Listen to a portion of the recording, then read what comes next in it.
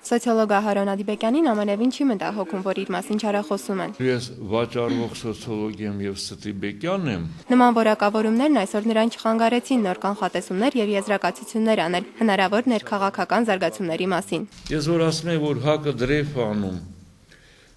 ծայրեղ ընդդիմությունից դեպի կենտրոնամետ, դա նշանակում է հետեւյալը. նա փորձում ամբողջ ընդդիմադիր դաշտը փակել իրենով եւ ինչքան ձայն կա, գրավել իր կողմը։ Գալով կենտրոն նա արդեն հնարավորություն է ստանում համագործակցել կամ ինչ-որ երկխոսության գալ, ՀԱԿ-ի ամբիցիաներն այնպես են, նա երկրորդը չի ուզում լինել, առաջինը նրան թույլ չեն տա, որ նա լինի։ Սոցիոլոգը նաև անհնար է համարում Դաշնակցություն, Ժառանգություն, Հայ ազգային կոնգրես դաշինքը։ Ըստ նրա ՀԱԿ առաջնորդը ժամանակին անարդար է եղել Ռաֆի Հովհաննիսյանի նկատմամբ։ Նա Ռաֆի Հովհաննիսյանին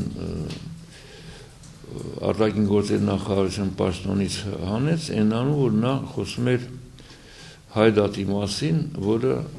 ՀԱԿ-ի ՀՇ-յան ժամանակվա ուրեմն ղեկավարի